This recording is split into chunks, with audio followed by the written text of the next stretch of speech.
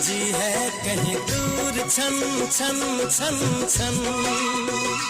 एक दिन जिंदगी इतनी होगी हंसी झूमेगा आसमां। तुझे प्यार करते करते तेरी नींद तक उड़ा दूं। 90 के दशक की वो एक्ट्रेस जिनकी मुस्कान पर पूरा हिंदुस्तान फिदा था,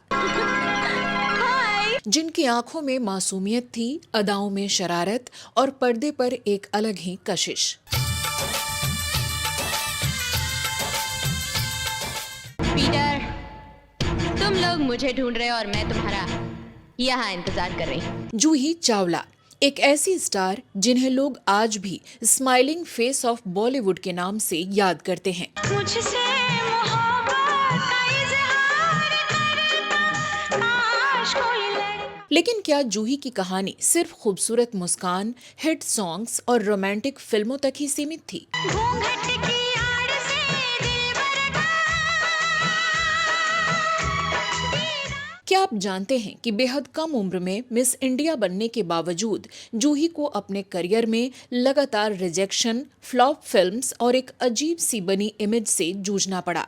मैं तो उसी दिन बदसूरत हो गई थी जिस दिन तुम जैसे औरत पर हाथ उठाने वाले कार के साथ मेरी शादी हुई। क्या ये सच आपको पता है कि इन्हें क्यूट एक्ट्रेस का टैग इतना भारी पड़ गया कि इंडस्ट्री ने इनकी इमोशनल डेप्थ को देखना ही छोड़ दिया? हम जैसा कहीं आपको दिलबर न मिलेगा। और क्या आप मानेंगे कि बी.आर. चोपड़ा जैसे दिग्गज ने महाभारत में द्रौपदी के लिए 15,000 ऑडिशंस के बाद जूही को चुना, लेकिन इन्होंने खुद वो रोल छोड़ दिया।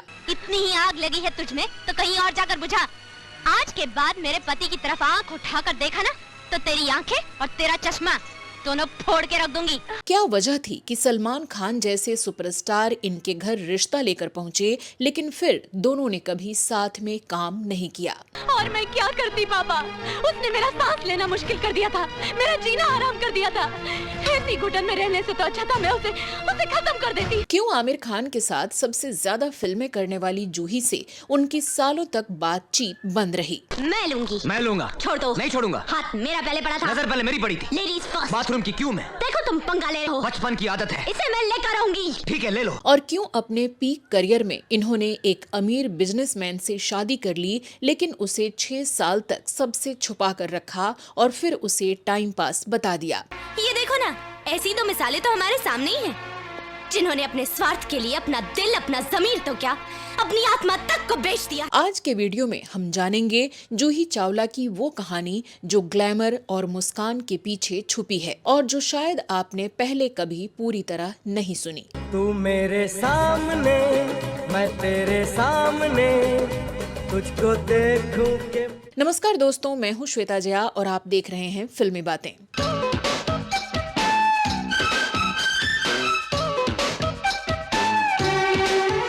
तो चलिए शुरू करते हैं जूही चावला की जिंदगी का वो सफर जो सिर्फ फिल्मों का नहीं, स्ट्रगल, समझदारी और गरिमा का भी है। दोस्तों, उस दौर में जूही की तुलना कभी श्रीदेवी से की जाती थी तो कभी माधुरी दीक्षित या यंग एक्ट्रेसेस करिश्मा या काजोल से।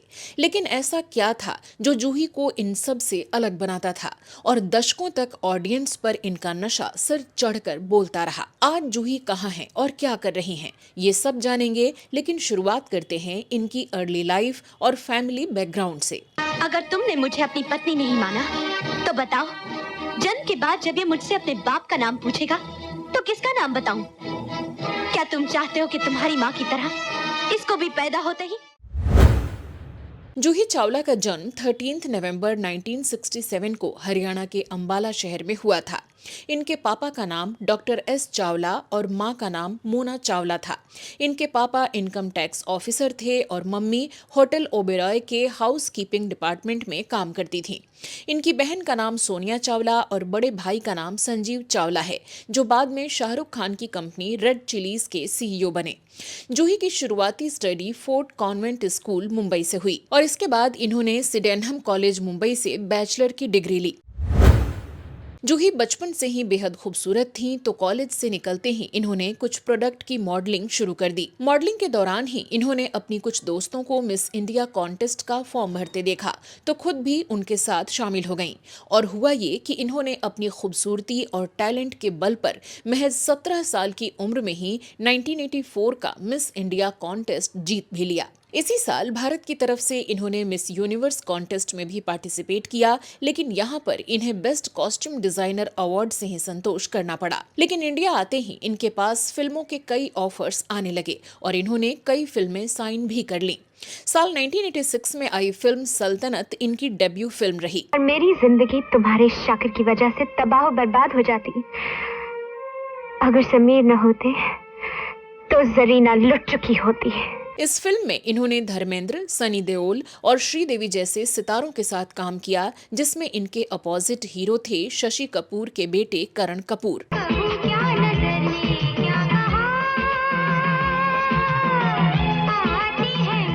लेकिन अफसोस ये फिल्म बॉक्स ऑफिस पर फ्लॉप रही और इन्हें भी इससे कोई खास फायदा नहीं हुआ। पहली हिंदी फिल्म फ्लॉप होने के बाद फिल्में ना मिलता देख इन्होंने साउथ फिल्म इंडस्ट्री का रुख किया और वहां की 2 फिल्मों में काम किया। ये फिल्में थीं साल 1987 में आई प्रेम लोक और परुआ रागम।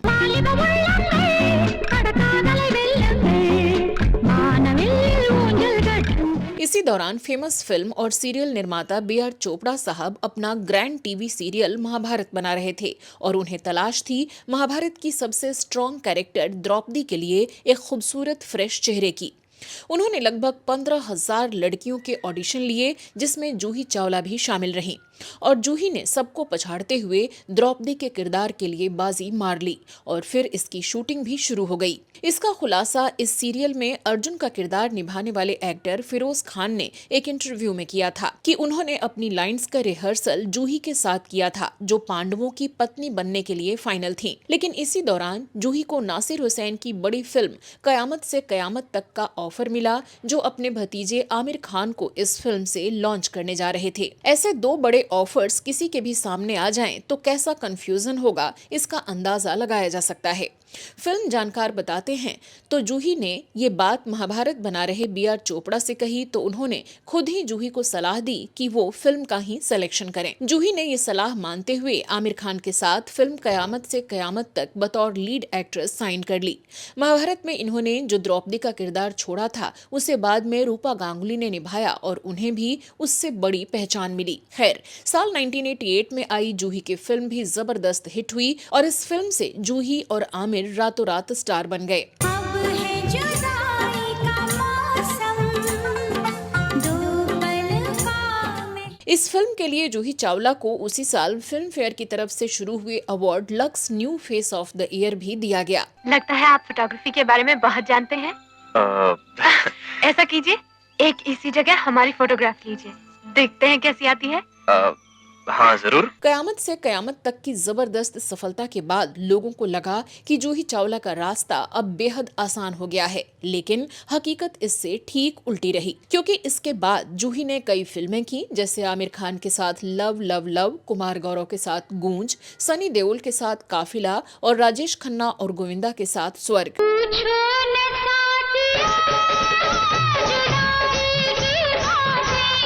पर इनमें से कोई भी फिल्म कयामत से कयामत तक वाली कामयाबी नहीं दोहरा पाई।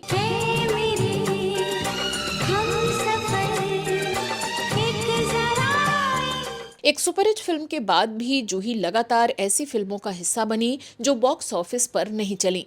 हर नई फिल्म के साथ उम्मीदें बढ़ती गईं और हर असफलता के बाद दबाव भी। जूही की सबसे बड़ी चुनौती ये थी कि इन्हें एक स्माइलिंग, बबली, क्यूट एक्ट्रेस के तौर पर देखा जाने लगा था। इनकी खूबसूरती और मासूम मुस्कान इनके लिए वरदान भी थी और अभिशाप भी। इंडस्ट्री ने इन्हें गंभीर, गहराई वाले किरदारों में देखने की जहमत ही नहीं उठाई। इन्हें ज्यादातर वही रोल ऑफर होते रहे, glamorous, light hearted, surface level. उस दौर में जूही पर एक अनकहा टैग लग गया, क्यूट बट नॉट इंटेंस, और यही टैग इनके करियर की संभावनाओं को लिमिटेड कर रहा था। जहां एक तरफ जूही खुद को एक बेहतर अभिनेत्री के तौर पर साबित करना चाहती थी, वहीं इंडस्ट्री इन्हें एक तय फ्रेम में कैद करके देख रही थी। हालांकि साल 1990 में इनकी फिल्म प्रतिबंध साउथ फिल्म इंडस्ट्री के सुपरस्टार चिरंजीवी के साथ आई, जो बॉक्स ऑफिस पर हिट रही, और इस फिल्म के लिए जूही को फिल्म फेयर बेस्ट एक्ट्रेस का नॉमिनेशन भी मिला। प्यार मुझे तुम करते हो इतना इतना तो इतना। साल 1992 में इनकी फिल्म बोल राधा बोल रिलीज हुई, और इस फिल्म में इन्होंने ऋषि कपूर के साथ काम किया। ये फिल्म बॉक्स ऑफिस पर ब्लॉकबस्टर साबित हो गई। तारा तोड़ो ना दिल हमारा। इस फिल्म में इन्होंने दिखा दिया कि जो जूही अभी तक रोमांटिक और इमोशनल किरदार कर रही थीं, वो अब शानदार कॉमेडी भी कर सकती हैं। देखिए, हम तो सिर्फ ये कहने आए कि जो कुछ भी हुआ ना, उसे हम तो भूल चुके हैं, और अच्छा यही होगा कि आप भी उसे भूल जाएं। इसी साल इनकी शाहरुख खान के साथ आई फिल्म राजू बन गया जेंटलमैन, जिसमें इन्होंने एक मिडिल क्लास लड़की का दमदार किरदार अदा किया। ये फिल्म भी बॉक्स ऑफिस पर सुपरहिट साबित हुई।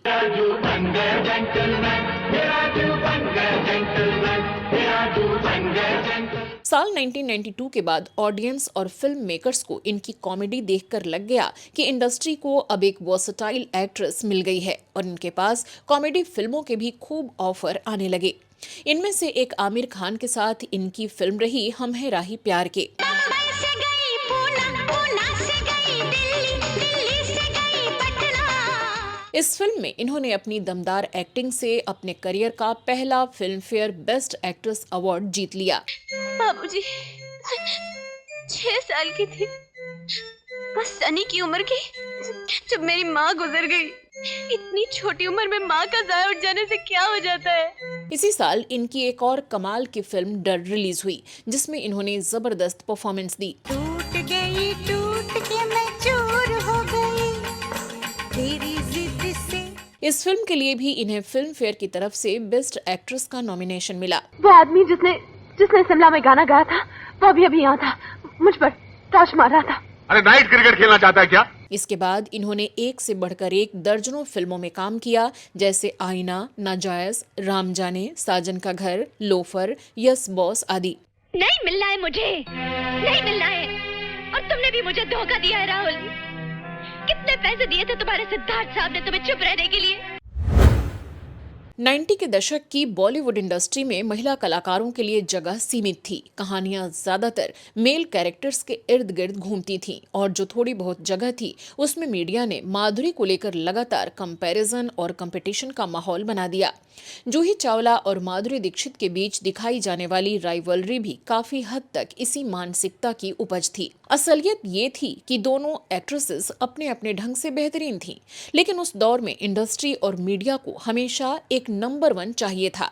नतीजा ये हुआ कि महिलाओं को आपस में खड़ा कर दिया गया, जैसे एक की सफलता दूसरी की हार हो। ये प्रेशर सिर्फ हेडलाइंस तक ही सीमित नहीं था, बल्कि स्क्रिप्ट चॉइसेस और करियर ट्रैजेक्टरी पर असर डालता था। जूही के लिए ये दौर इसलिए भी चैलेंजिंग था क्योंकि इनकी नेचुरल स्ट्रेंथ थोड़ी शांत और कूल थी, जबकि इंडस्ट्री उस समय लाउड, ग्लैमर और ड्रामेटिक प्रेजेंस को ज्यादा सेलिब्रेट कर रही थी। राइवलरी की ये बनाई हुई कहानी असल में उस सिस्टम को उजागर करती है जहां महिलाओं को एक दूसरे का विकल्प मान लिया जाता है, न कि पैरेलल प्रतिभाएं।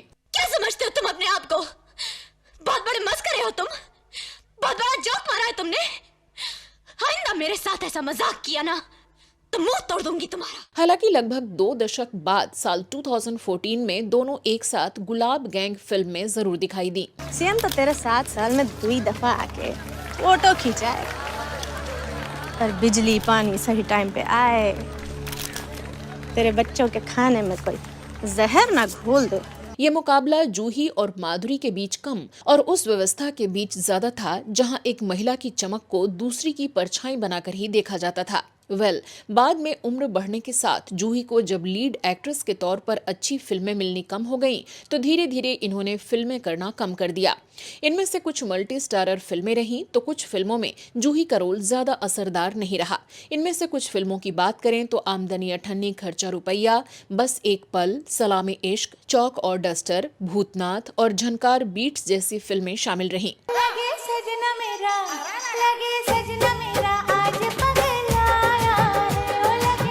जून 2003 में आई सुजॉय घोष की फिल्म झंकार बीट्स के दौरान इनका काम करने का जुनून देखने लायक था। इस फिल्म में इन्होंने एक प्रेग्नेंट हाउसवाइफ का किरदार निभाया था, लेकिन बड़ी बात ये कि इस फिल्म के दौरान जूही चावला खुद भी प्रेग्नेंट थी। फिल्म जून 2003 में रिलीज हुई। वहीं 21 जुलाई 2003 को इन्होंने अपने दूसरे बच्चे अर्जुन को जन्म दिया। बच्चे की बात चली है तो चलिए अब इनकी पर्सनल लाइफ की भी थोड़ी चर्चा कर लेते हैं। जूही चावला ने साल 1995 में एक करोड़पति बिजनेसमैन जय मेहता से चोरी छुपे शादी की, जिसकी जानकारी किसी को भी तब नहीं हुई। इसका खुलासा लगभग 6 साल बाद तब हुआ जब जूही प्रेग्नेंट हुई।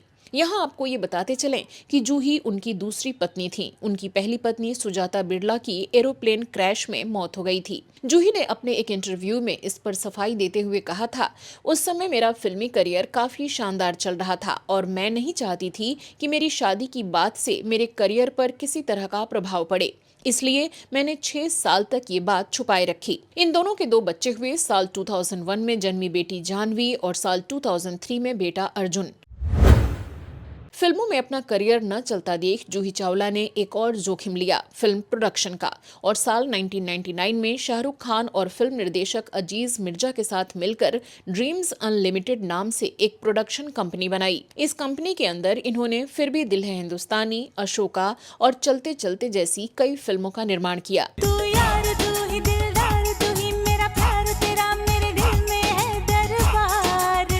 साल 2008 में इसी कंपनी के अंतर्गत इन्होंने IPL team Kolkata night Riders को भी खरीदा। ड्रीम्स अनलिमिटेड इनके लिए सिर्फ एक बिजनेस वेंचर नहीं था, बल्कि एक क्रिएटिव ड्रीम था। लेकिन इस सफर में इन्हें सफलता के साथ साथ असफलताओं का भी सामना करना पड़ा। फिर भी दिल है हिंदुस्तानी और अशोका जैसी फिल्मों ने भले ही अलग पहचान बनाई, लेकिन उस समय ये प्रोजेक्ट आर्थिक रूप से भारी दबाव लेकर आए। बहुत से लोग ऐसे मोड़ पर पीछे हट जाते हैं, लेकिन जूही ने हार को अंत नहीं माना। इन्होंने इस एक्सपीरियंस को सीख में बदला कि एंटरटेनमेंट सिर्फ चमक नहीं बल्कि समझ और धैर्य का खेल है। बाद में रेड चिलीज एंटरटेनमेंट के साथ इनकी भागीदारी इसी सीख का नतीजा थी, जहां इन्होंने ज्यादा सोच समझकर फैसले लिए और एक मजबूत, स्थायी क्रिएटिव स्पेस बनाने में योगदान दिया। जूही का यह सफर बताता है कि असफलता से डरना नहीं, उसके आगे बढ़ना ही असली मजबूती है। जूही चावला उन गिनी चुनी अभिनेत्रियों में से हैं जिन्होंने हमेशा पर्दे से बाहर भी अपनी राय रखने की हिम्मत दिखाई, चाहे पर्यावरण से जुड़े मुद्दे हों, शोर प्रदूषण के खिलाफ आवाज उठानी हो या तकनीक और स्वास्थ्य से जुड़े सवाल। जूही ने कभी भी सिर्फ एक सेलिब्रिटी की चुप्पी नहीं चुनी, भले ही इनकी बातों पर कभी हंसी उड़ाई गई या इन्हें ओवर एक्टिंग कहा गया हो, लेकिन इन्होंने अपनी चिंता और जिम्मेदारी से पीछे हटना नहीं चुना। जूही का ये पक्ष बताता है कि ये सिर्फ एक मुस्कुराती अभिनेत्री नहीं बल्कि एक सोचने वाली, सवाल पूछने वाली महिला भी हैं। अब बात करते हैं इनसे जुड़े कुछ विवादों की। जूही चावला ने आमिर खान के साथ अपने फिल्मी करियर में सबसे ज्यादा 7 बार काम किया, लेकिन साल 1997 में आई फिल्म इश्क इस सुपरहिट जोड़ी की आखिरी फिल्म रही। जानकार बताते हैं कि इस फिल्म की शूटिंग के दौरान इन दोनों के बीच छोटी छोटी बातों को लेकर झगड़े शुरू हुए, जो बाद में इतने बढ़ गए कि दोनों ने एक दूसरे से सेट पर बात तो छोड़ो, साथ बैठना भी बंद कर दिया। इसी कारण जूही ने राजा हिंदुस्तानी फिल्म को भी आमिर के साथ करने से मना कर दिया, जिसका इन्हें बाद में मलाल भी रहा। इस फिल्म के बाद दोनों ने करीब 6 साल तक बात नहीं की। जब साल 2002 में आमिर खान का तलाक हुआ, तब जूही ने उन्हें फोन किया और उनसे मिलने भी गईं। जूही चावला ने अपने करियर में धर्मेंद्र, अनिल कपूर, ऋषि कपूर, सनी देओल, शाहरुख खान, आमिर खान और गोविंदा जैसे उस दौर के लगभग सभी बड़े स्टार्स के साथ काम किया, लेकिन कभी सलमान खान के साथ काम नहीं किया। अब इसके पीछे क्या वजह रही, चलिए वो भी बताते हैं। इंडस्ट्री में सिर्फ मैं ही एक हीरोइन हूँ जो सलमान को एक्चुअली सलमान भाई बोल सकती है, क्योंकि इन्होंने कभी भी मेरे साथ स्क्रीन पे रोमांस नहीं किया। अब भाई बुलाएंगे तो रोमांस कैसा करेगा आदमी, बेशरम होगा वो आदमी। फिल्म जानकारों की माने तो एक समय पर सलमान जूही को बहुत पसंद करते थे और इनसे शादी तक करना चाहते थे। इसलिए एक बार वो इनका रिश्ता मांगने के लिए इनके घर तक जा पहुंचे, लेकिन इनके पापा ने सलमान को रिजेक्ट कर दिया, जिस बात का सलमान को बहुत बुरा लगा। मैंने उन्हें रिजेक्ट कर दिया था।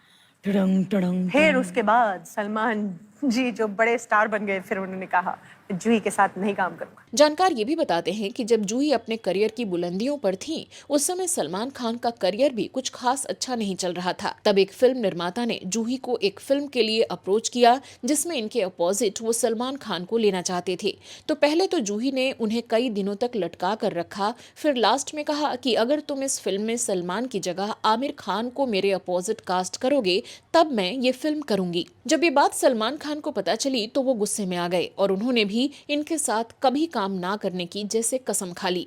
हाँ, फिल्म दीवाना मस्ताना में सिर्फ फिल्म निर्देशक डेविड धवन की रिक्वेस्ट पर सलमान ने जूही के साथ एक कैमियो रोल जरूर किया था। प्रेम, मैं जानती थी एक बार डैडी मेरा साथ ना दे, मगर ये दोनों हमारा साथ जरूर देंगे। नेहा देखो तो सही, शादी हमारी हो रही है और दूल्हे ये लग रहे हैं। अगर बात करें छोटे पर्दे की तो इन्होंने साल 1995 में आदित्य पंचोली के साथ महाशक्ति नाम का एक टीवी सीरियल किया जो उन दिनों दूरदर्शन पर टेलीकास्ट हुआ था। इसी तरह इन्होंने साल 2009 में ब्रॉडकास्ट झलक दिखला जा रियलिटी शो में भी जज के तौर पर काम किया। जो ऑडियंस का रिएक्शन है जितना जबरदस्त है उतना ही मेरा रिएक्शन आपके इस परफॉर्मेंस के लिए। जब OTT प्लेटफॉर्म्स का दौर आया तो जूही चावला ने उसमें भी अपना अपीयरेंस दिया और साल 2017 में आई the test case web series में एक स्ट्रॉन्ग कैमियो किया। यू हैव अ पॉइंट, पर देशभक्ति जेंडर देखकर तो नहीं आती, और जो एक मर्द सह सकता है वो एक औरत भी सहेगी। What is that